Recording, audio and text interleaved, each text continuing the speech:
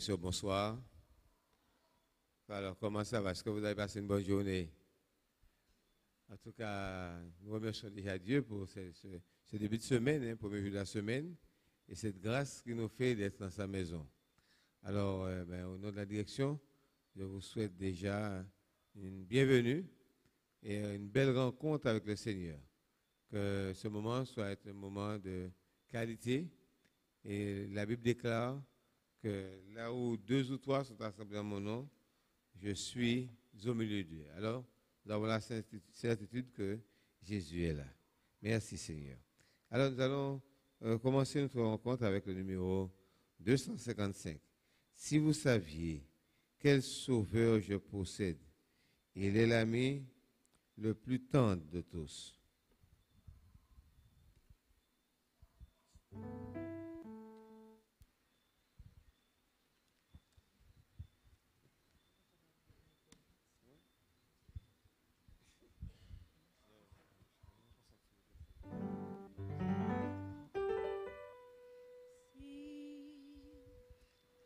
Si vous saviez quel sauveur je possède, il est l'ami le plus tendre de tous. Pour moi, devant le Père, il intercède. Oh, je voudrais qu'il fût aussi pour moi. À chercher en lui votre ami suprême, votre seul appui. Si vous saviez la paix douce et profonde que le Sauveur en mon âme apporta, cette paix que peu donne le monde, elle jaillit pour vous de Golgotha. Mon Sauveur vous aime, à chercher en lui votre ami suprême, votre seul appui. Si vous saviez quelle douce espérance le Dieu de paix fait rayonner les cieux, combien savoir c'est calmer la souffrance et son regard rendre le cœur joyeux. Mon Sauveur vous aime, en chercher en lui votre ami suprême, votre seul appui. Quand vous saurez combien Jésus vous aime, quand vous saurez combien son joug est doux, ne gardez pas ce trésor pour vous-même, mais proclamez ce qu'il a fait pour vous. Mon Sauveur vous aime, à chercher en lui votre ami suprême, votre seul appui. Je vous invite à vous prosterner avec moi. Nous allons prier.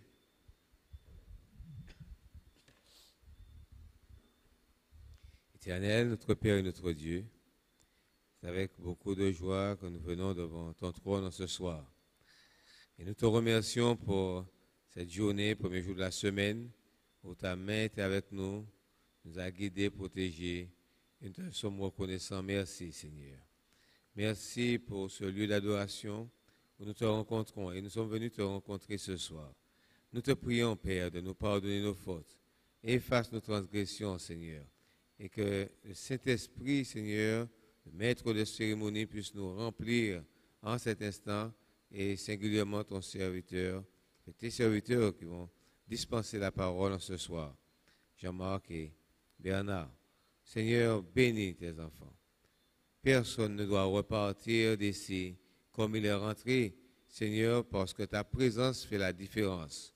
Seigneur, merci de nous gratifier de la toute-puissance de ton Saint-Esprit. Au nom de Jésus, nous avons prié pour ta gloire. Amen.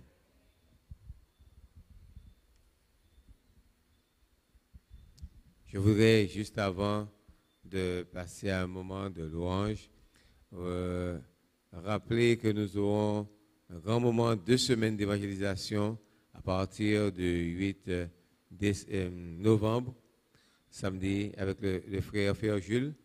Et donc, nous avons un comité avec tous les responsables des différents départements, des commissions, demain soir à 19h.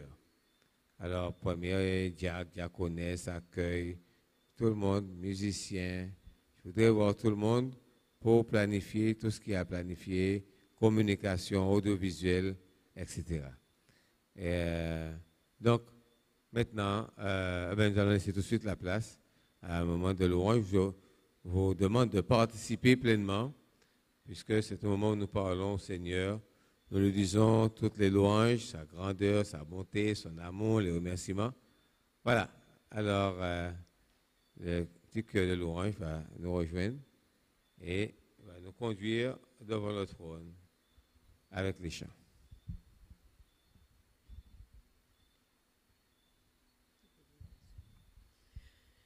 Bonsoir, chers frères et sœurs. Nous allons lire ensemble le psaume 91 ou réciter 1 à 9. Le psaume 91, 1 à 9.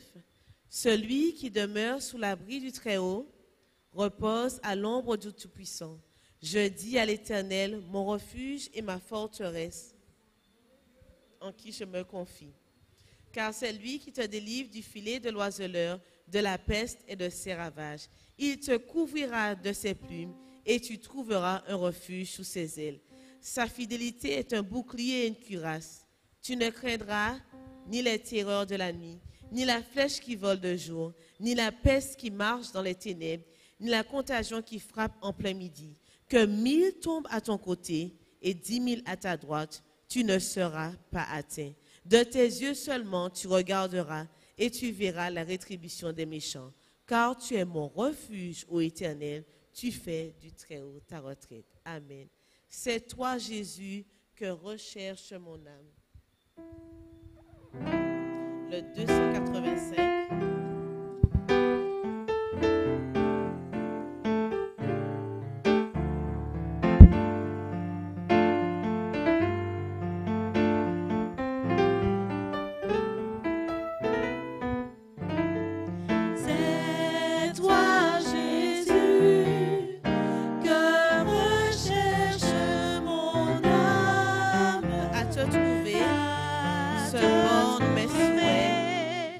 Se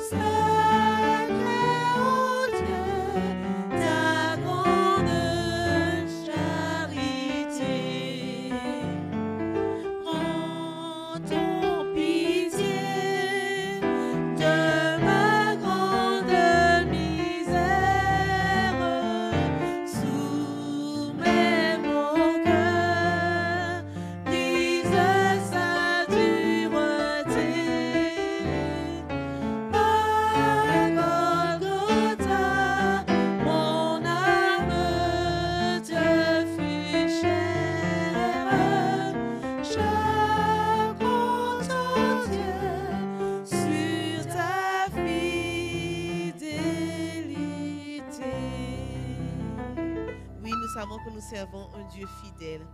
Reçois, Seigneur, notre offrande comme un doux parfum et le chant de nos cœurs reconnaissants. Vers toi, Seigneur, j'élève ma voix pour t'adorer, mon Sauveur et mon Roi.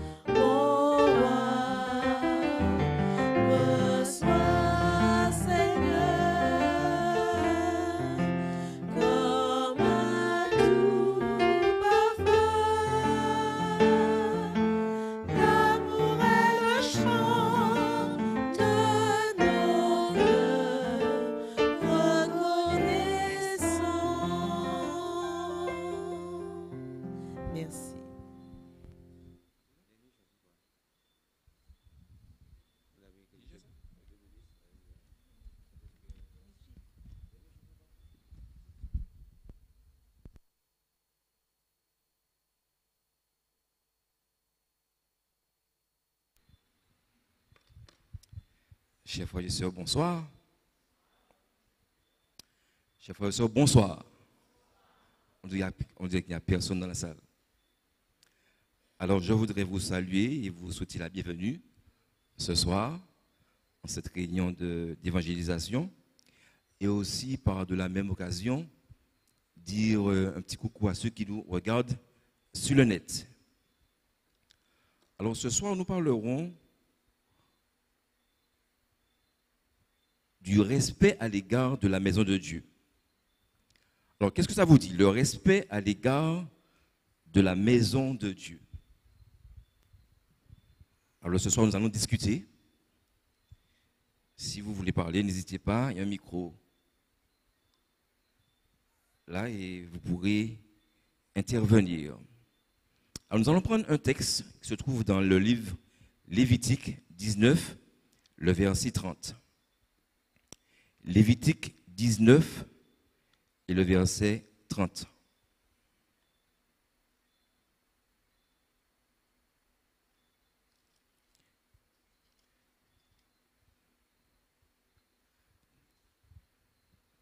Nous y sommes? Ok. Alors, je lis. Vous observerez mes sabbats et vous révérerez mon sanctuaire. Je suis l'Éternel. L'Éternel est grand et saint, n'est-ce pas? Et pour l'humble et le croyant, la maison de l'Éternel ici-bas est le lieu où les chrétiens font quoi? Qu'est-ce qu'ils font? Ils adorent, ils se réunissent pour le culte. C'est comme la porte des cieux. Les hymnes de louange, les paroles prononcées par les ministres du Christ sont des moyens utilisés par Dieu pour préparer son peuple à faire partie de l'Église des cieux et à participer au culte plus sacré qu'ici déroulera.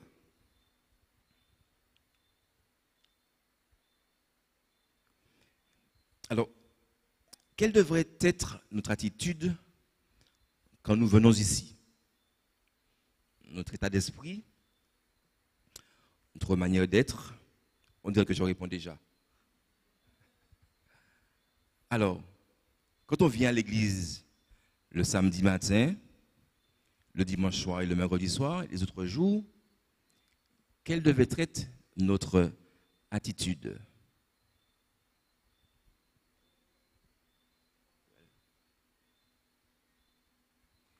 N'hésitez pas, hein, nous sommes là pour discuter. Ce ne sera pas un monologue. Oui, Robert. Oui, nous devrions avoir prédisposé déjà nos cœurs et nous devrions avoir une attitude révérencieuse. Alors, qu'est-ce qu'elle voudrait dire dans prédisposer nos cœurs? C'est-à-dire que je pars, je m'habille et puis je vais comme cela. C'est un esprit de prière. Déjà, tout à fait. Quoi d'autre? Je devrais m'habiller comme si je vais au travail. Est-ce que je devrais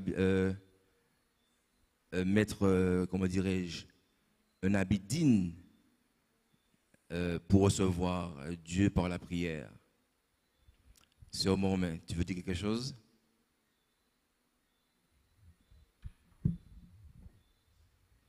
Alors, à part l'état d'esprit, quoi d'autre? On devrait être révérencieux, oui, c'est un fait.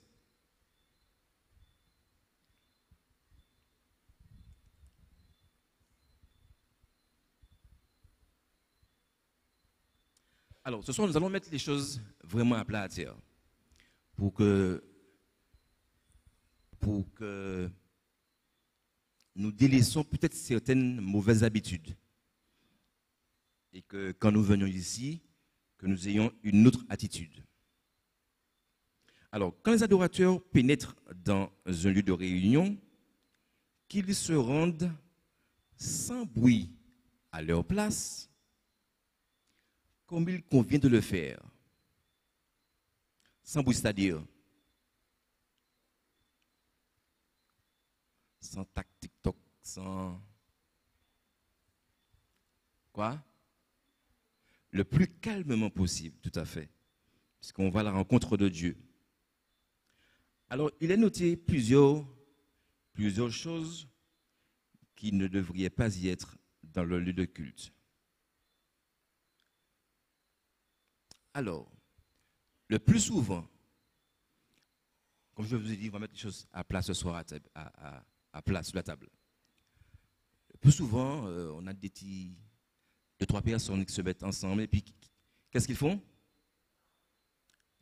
Au lieu d'écouter, au lieu de suivre, au lieu de chanter même aussi, eh bien, on se met à parler, à bavarder. Si c'est le sabbat, on se demande si c'est vraiment quelque chose de spirituel. Le plus souvent, ce n'est pas ça, hein? N'est-ce pas? C'est quoi? C'est le manger? Le marché, voilà, tout à fait, effectivement. On aurait dit un marché, et c'est... Je crois que cela attriste notre Dieu. Alors, quoi d'autre? À part le bavardage, et de ceux qui se mettent à rire, à manger aussi, effectivement. Alors, je crois que ce soir, si ces paroles, comment dirais-je, entrent dans notre jardin, ben je crois qu'il faudrait qu'on demande à Dieu la force de le faire. Ce n'est pas difficile. Il suffit d'avoir le bon vouloir et Dieu nous aidera à le faire. Alors, le bavardage,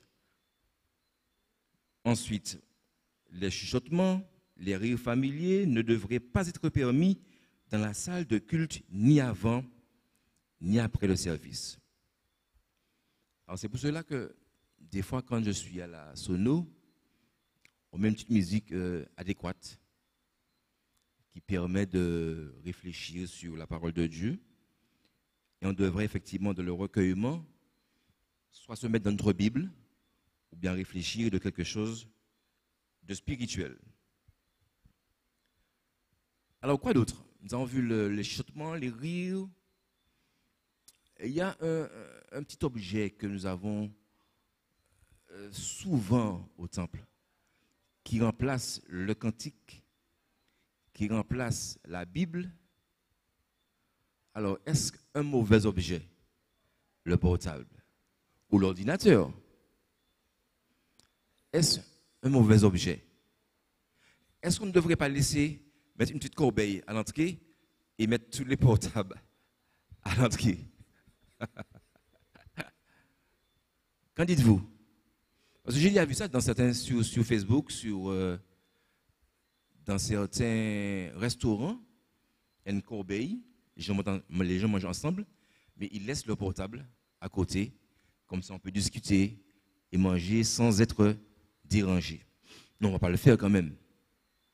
Mais quand même, je pense que si on a l'Esprit de Dieu, il devrait être fermé ou même mettre en mode, pas avion, mais baisser la sonnerie pour que on ne soit pas influencé par le téléphone. Marie-André, le micro pour Marie-André, Frère Charles, repos.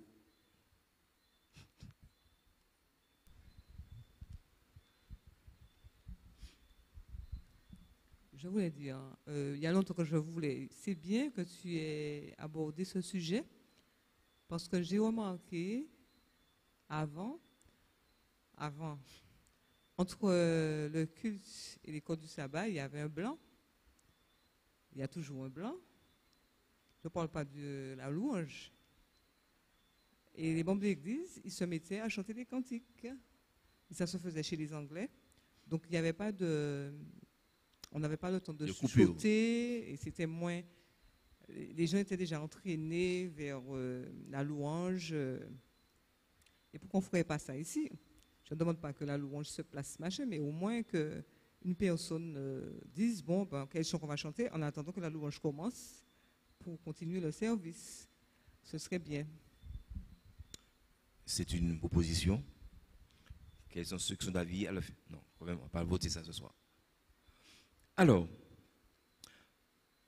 oui, je disais que le portable, effectivement, c'est un bel outil, mais on devrait s'en servir sciemment pour adorer Dieu. Alors, qu'est-ce qui devait être banni quand même quand on arrive ici? Au niveau de notre tenue vestimentaire, il me semble que je l'ai déjà dit, non? Oui? Vas-y, Robert.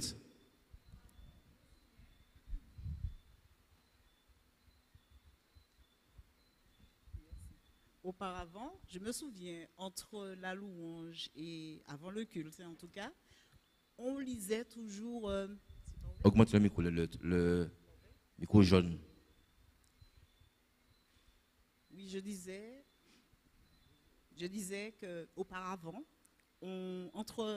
avant le culte en tout cas, on lisait toujours un petit texte pour la tenue vestimentaire. Vestimentaire, oui. Et ça permettait aux gens qui venaient de prendre note, d'apprécier en tout cas comment s'habiller pour venir au temple, ne pas venir dénudé, ne pas venir n'importe comment, mais au moins s'habiller correctement. Et ça, c'est important. Oui. Alors, comme je vous disais, on va mettre les choses à plat. S'habiller correctement, c'est-à-dire, est-ce que je suis bien habillé?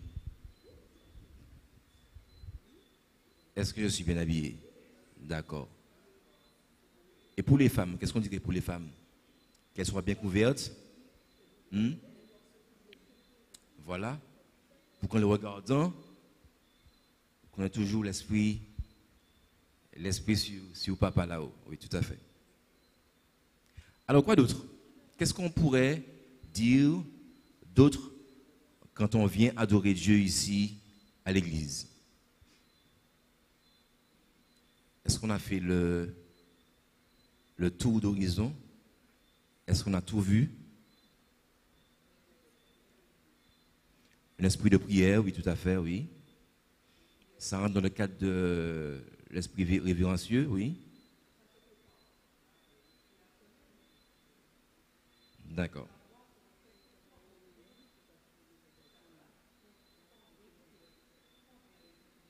C'est une question banale. Quand on va par exemple dans une administration, comment est-ce qu'on s'habille? Surtout par exemple quand on va pour un entretien d'embauche, voilà, je cherche le terme.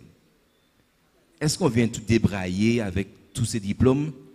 Est-ce que les diplômes vont effacer la façon dont on est présenté? On vient normalement avec ces diplômes, d'accord, c'est un fait, mais on vient aussi bien habillé, correctement.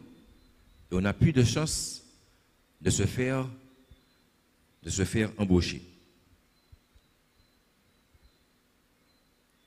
Alors, si certains d'entre eux doivent attendre quelques minutes avant le commencement du culte, qu'ils observent un véritable esprit de ferveur par une méditation silencieuse, comme nous l'avons dit, en élevant leur cœur vers Dieu par la prière, demandant que la réunion leur soit profitable et serve à convaincre et à convertir d'autres âmes. C'est vrai qu'en attendant que peut-être le culte commence,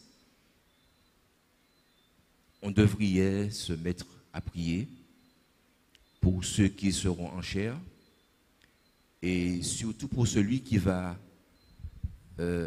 donner le message. N'est-ce pas?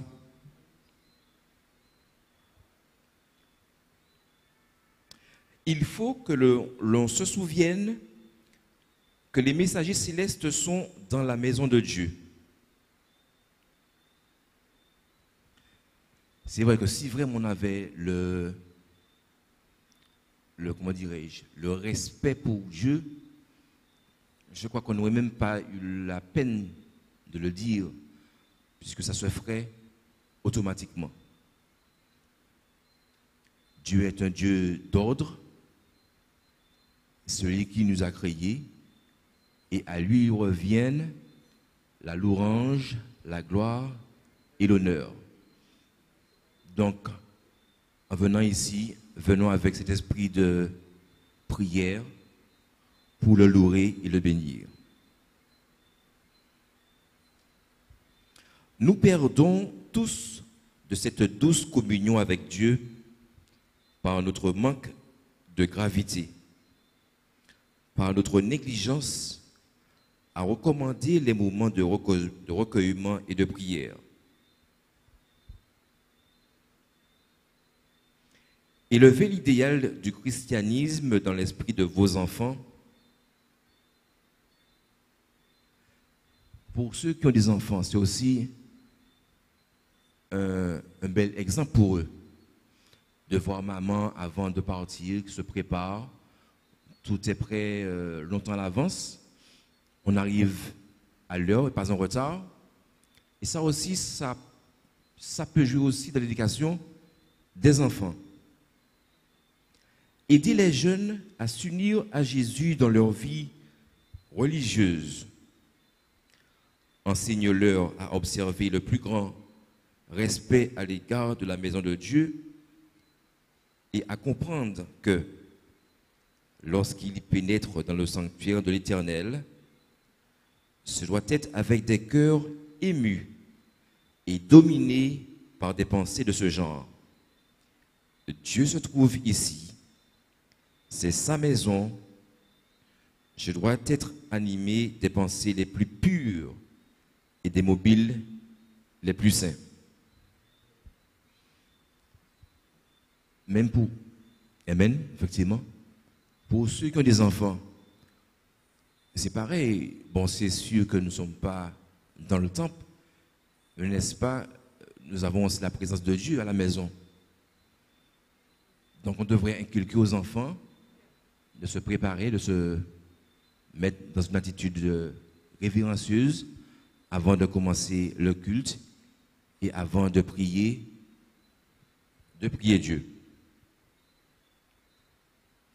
les parents devraient non seulement enseigner, mais ordonner à leurs enfants de pénétrer dans le sanctuaire avec gravité et respect. Alors, je terminerai avec ceci. Exerçons-nous au respect jusqu'à ce que là, exerçons-nous au respect jusqu'à ce qu'il devienne une partie de nous-mêmes.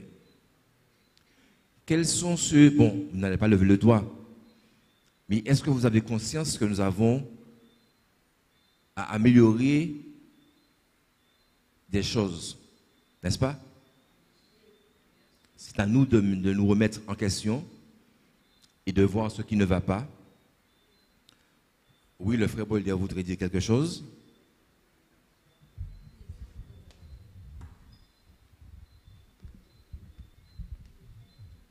Merci.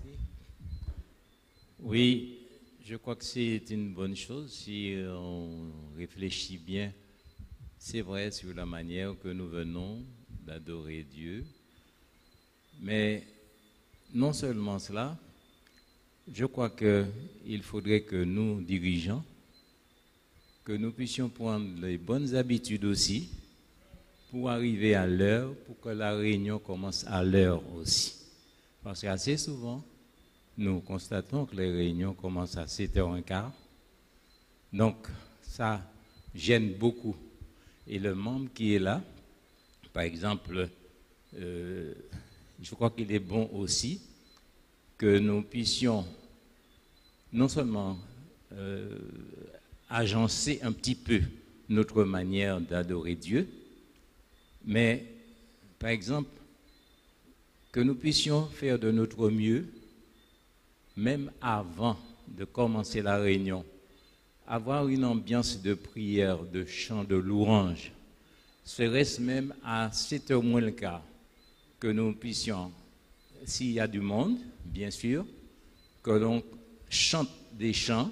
On n'a pas besoin de responsables, mais que nous puissions, une personne dans la salle, dire, bon, nous allons chanter tel chant, et puis voilà, ça crée une ambiance, au lieu qu'on se mette à causer, hein, je crois que ça, ce serait une bonne chose pour la situation de l'Église.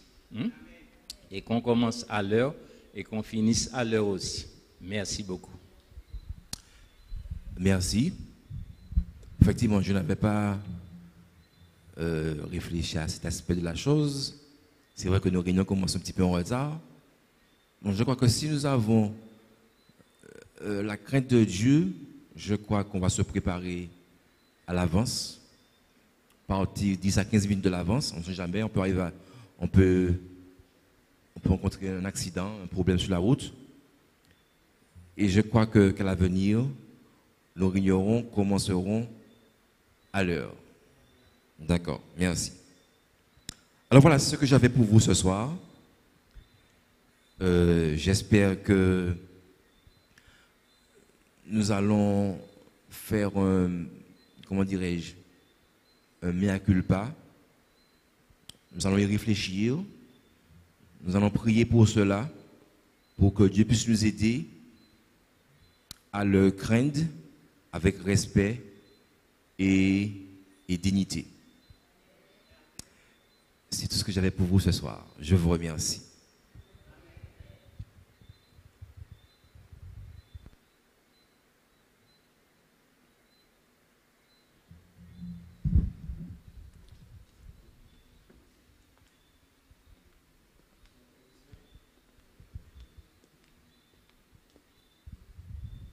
Toi, frères et sœurs, je crois que si on termine là, on chante, on prie, on aura terminé à 8h. Même si on a commencé un petit peu en retard, mais au moins ce soir, on terminera à l'heure. Qu'est-ce que vous en pensez? Personne ne parle, personne ne dit un mot. On peut faire comme ça? D'accord. Dieu soit loué. Quoi? Il est seulement moins le quart. Moins 10 ça avance de 5 minutes. Le samedi aussi. D'accord, mais comme Jean-Marc vient de présenter les choses, et il est important que nous puissions faire les choses tout de suite dans les bonnes conditions. Le Seigneur dit, celui qui reconnaît ses fautes et les délaisse obtient miséricorde. Amen. Très bien. Je voudrais quand même, juste avant que nous partions, je ne vais pas présenter, vous rassurez-vous, je ne vais pas présenter ce que j'ai préparé. Mais je voudrais que vous puissiez réfléchir à l'attitude de Jésus lorsqu'il vient au temple. Nous allons prendre 5 minutes pour ça. Quand on vous parle de Jésus au temple, qu'est-ce qui vous vient à l'esprit?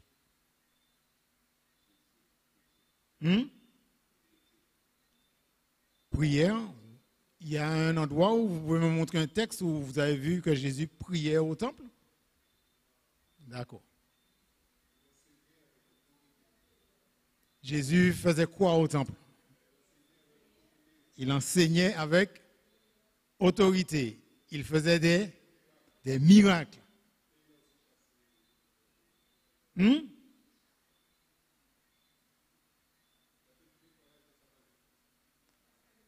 Il a nettoyé l'église. Il a fait quelque chose que Jean-Marc a fait en partie. D'accord? Très bien. Souvent, quand on pense à Jésus dans le temple, certaines personnes, et je pense qu'il n'y a personne ici, prennent comme excuse pour pouvoir présenter ce qu'ils ont à leur pensée et leur façon de voir, que Jésus est entré dans le temple et qu'il est allé jusqu'à prendre un fouet. Et je me suis penché un petit peu sur ça. Alors, quand j'ai fait des recherches pour voir quand Jésus venait au temple, ce qu'il faisait, vous vous souvenez donc que la première fois que Jésus est entré dans le temple en tant qu'humain, il avait quel âge? Il était bébé, il avait 8 jours. 8 jours. Vous trouvez ça dans Matthieu 2, d'accord? 8 jours Jésus avait. Et c'est Anne et comment s'appelle l'autre prophète là? Et Siméon qui ont parlé à sa place. D'accord? Très bien. La deuxième fois que l'on parle de Jésus entrant dans le temple, il avait quel âge? 12 ans. Qu'a-t-il fait ce jour-là au temple?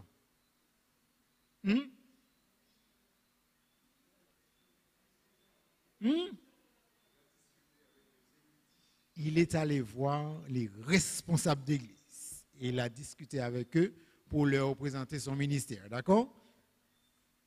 Ok. Là, nous sommes dans Matthieu 2, verset 41. Très bien. Et puis après, on parle de Jésus. La troisième fois que Jésus est allé au temple, on peut dire, qu'est-ce qu'il a fait ce jour-là?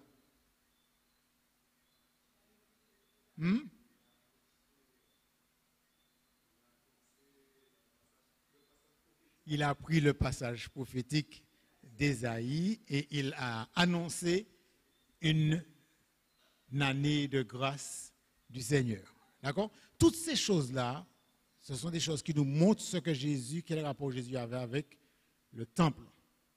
Alors, juste avant de m'arrêter, je voudrais faire quand même un petit point. Matthieu parle de l'enfance de Jésus. Luc parle de l'enfance de Jésus. Marc n'en fait pas mention, Jean non plus. Par contre, plusieurs miracles de Jésus sont rapportés dans le temple par les différents évangélistes, mais la seule fois où Jésus va entrer dans le temple pour purifier le temple va être raconté par les 4 évangiles. Matthieu, Marc, Luc et Jean. Et vous savez quoi? Un seul parmi ces quatre-là parle de cette histoire de fouet. Je pense qu'il y a quelque chose à réfléchir là-dessus. Un seul parle de fouet. Matthieu n'en parle pas. Marc n'en parle pas. Luc n'en parle pas. Seul Jean, l'apôtre de l'amour, parle du fouet. Je vous pose une question. Pensez-vous que Jésus a tapé quelqu'un ce jour-là?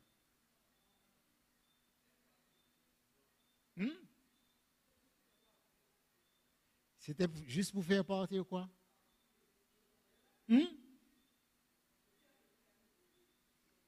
D'accord. Très bien. Retenez ça bien. Dans Jean chapitre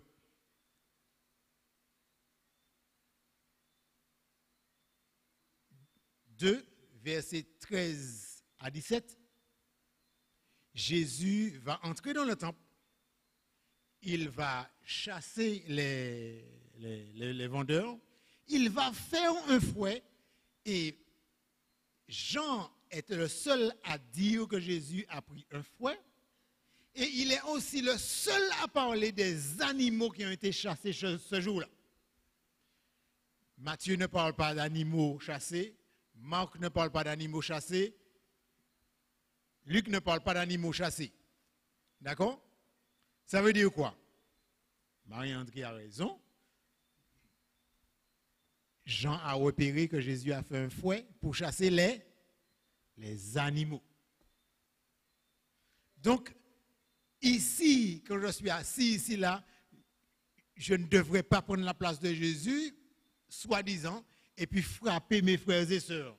Ma prédication ne doit pas être un coup de fouet, mais doit être un moyen d'élever, de donner, de faire part de la grâce du Seigneur.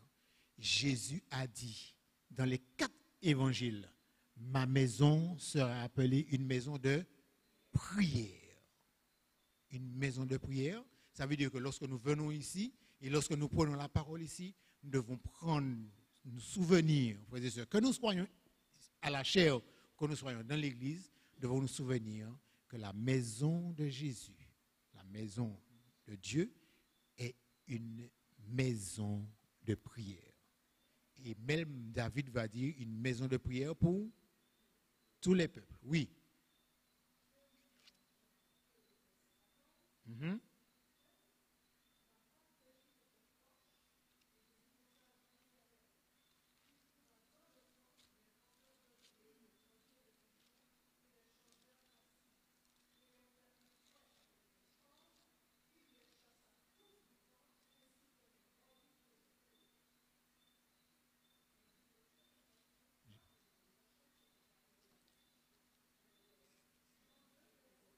Oui, mais qu'est-ce que tu veux dire par là?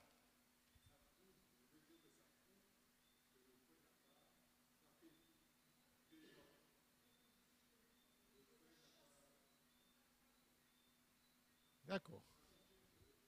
D'accord, très bien. Ok, donc c'est bien ce que nous disions. Jean, est le seul à parler des animaux. Et il est aussi le seul à parler du fouet que Jésus a utilisé. D'accord? Donc, on peut penser vraiment que Jésus a fait un fouet, ce n'était pas pour frapper les gens, mais pour chasser les animaux. OK? Et c'est important pour que nous ne puissions pas penser que Jésus a frappé des gens et puis que nous puissions venir dans l'église avec un esprit pour pouvoir frapper des gens. D'accord? Jésus a dit que ma maison sera appelée une maison de prière. La prière est là pour nous permettre d'entrer dans la présence de Dieu. Oui.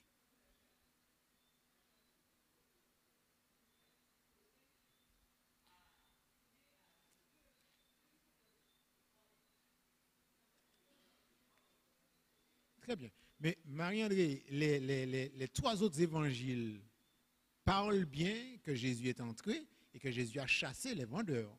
D'accord? Donc ceux qui sont venus pour faire ce qui n'est pas bien dans le temple, Jésus les a chassés. Mais ils ne disent pas que Jésus a utilisé un fouet pour les chasser, ces gens-là. D'accord? Par contre, Jean parle de fouet, mais il est le seul à parler aussi d'animaux chassés. D'accord? Que le Seigneur vous garde et qu'il vous bénisse.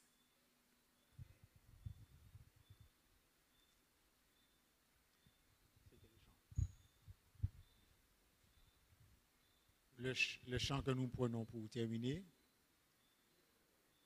291. Je vous invite à vous mettre debout et nous allons chanter les paroles du numéro 291.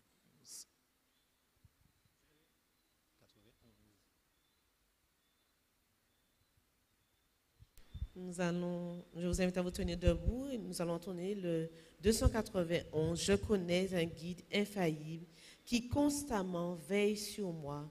Sur ses pas, je poursuis paisible la sainte course de la foi.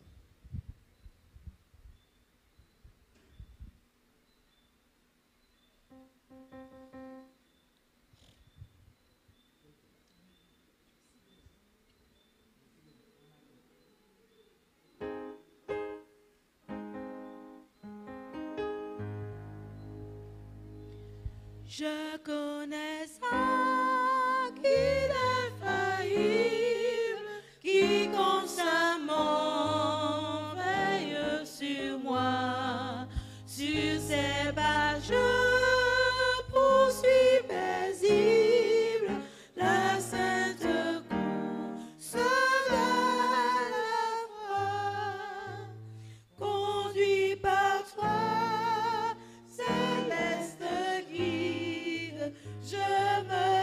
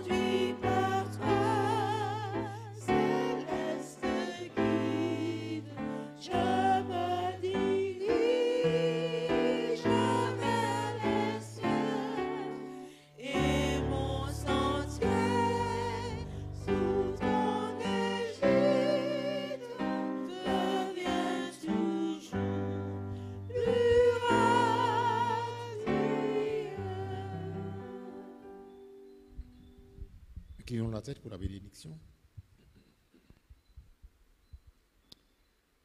Que l'Éternel te bénisse et qu'il te garde. Que l'Éternel fasse luire sa face sur toi et t'accorde sa grâce. Que l'Éternel tourne sa face vers toi et t'accorde sa paix dans le nom puissant de Jésus. Amen.